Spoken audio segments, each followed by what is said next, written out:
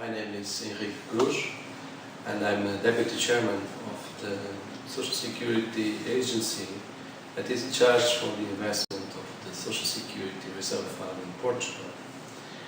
I was invited to design this course, which is named Social Security Investment Management and Performance. And the ultimate goal of this course is to guide participants through the investment process, so they be aware of their fiduciary duties when they have to take decisions about the investment of Social Security resources. I have elected 5 topics on this. The first one is diversification. And then we follow through some short-term loss control techniques, because we have identified some drawbacks on the diversification solution. And the fourth and the the topic is about the measurement of your liabilities and the measurement of your risk-reward when you make risky investments. And finally, the last topic is about your fiduciary duties and about governance in Social Security investment bodies. Starting by the diversification technique. Well, diversification is about not putting all the eggs in the same basket. Diversification is a one-shot exercise because it tries to find out what is the best combination according to the data that is available. What is the best combination of assets to deliver the best risk-reward, the risk-return combination. But we can easily conclude that diversification doesn't work all the time.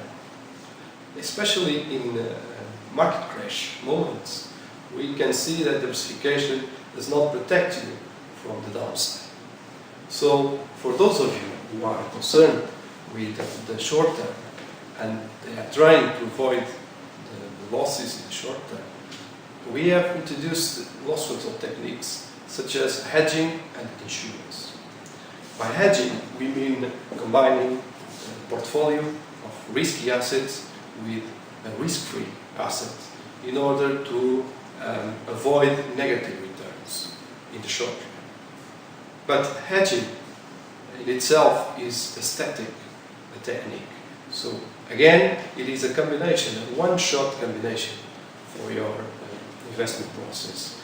So it doesn't work all the time because historical data will not repeat in the future, as you may understand. So we go for the next step, and the next technique is insurance. Insurance has the ability to dynamically adjust the combination of the two portfolios, the risk-free and the portfolio of risky assets, in a way that can every time allow you to protect from the downside.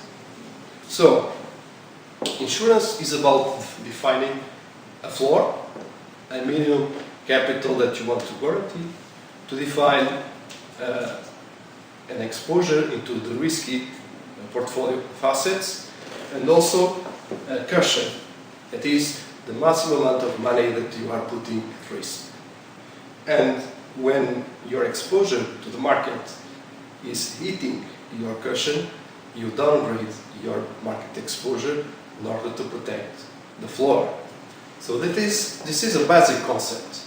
You decrease exposure to protect the floor, or if the market goes up, you can increase the exposure because you have additional caution. And with this technique, you can dynamically manage your portfolio. Then we go through the decision making in the investment body of a Social Security institution.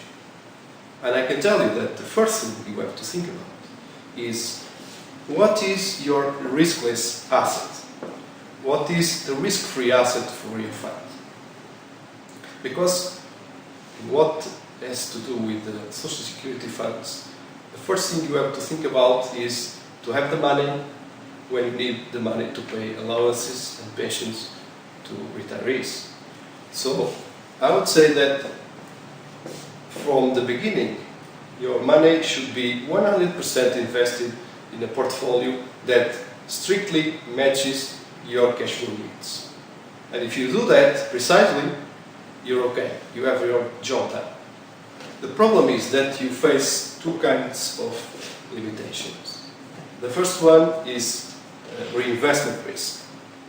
You don't have the financial instruments available to match all the cash flows that you need. So you end up having to reinvest at maturity your securities. And in the future, you don't know what will be the return that is available in the market. So you have to combine the need to have the liquidity of your investments with the reinvestment risk. So doing this first task is not an easy one. You need to guarantee that the 100% matching of your cash flows is guaranteed as much as you can. And for those of you that have investments in housing or infrastructure, I understand that most of the time the problem is a political decision to improve the economy of your country. But you must be aware that those investments are in the universe of the risky portfolio of assets, not in the universe of the risk-free asset. So you must discuss with your sponsor, which is at the end of the day the Ministry of Finance, that you are taking risk when you're doing those investments. And in my view, what they're saying is that they are okay with that risk. So implicitly, they are telling you that if those investments are not providing the adequate return, they will be the sponsor who will compensate you for that adverse risk. Well, now about the portfolio of risky assets. That portfolio should deliver the highest return for the level of risk that you have defined to your entire portfolio. As I said before, the first step is just to match the cash flow payments that you have to commit. And only the second step will be to additionally add a portfolio of risky assets.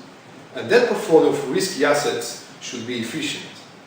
In a way, it should reward you for every unit of risk that you are taking. That's why we have to choose the adequate benchmark. Because benchmarks are market indices that will tell you, that will give you information about making decisions on the allocation of your money across all the asset classes. And finally, the chapter about governance and about fiduciary duties. I would say that there are three main important things in what concerns governance and fiduciary duties. And those are defining your investment mandate. One should know what is the money for. That's the first question in what concerns your fiduciary duties. What is the money for? The second one is the investment objective. Shall we go through a process of trying to have additional return, or should we just manage the risk of our portfolio? That's an option that should be made. And finally, the investment strategy to achieve those goals, to achieve those objectives. How will you achieve the return objective? Or how would you manage the risk objective that was mandated to you?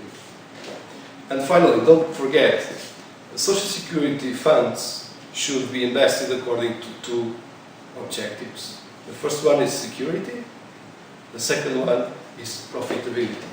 And about security, we are talking about cash flow matching. Having the money when it is needed is the first concern. Be a secure investor of your funds in that sense. And the second one is profitability. And profitability is about having the reward of every unit of risk that you are taking.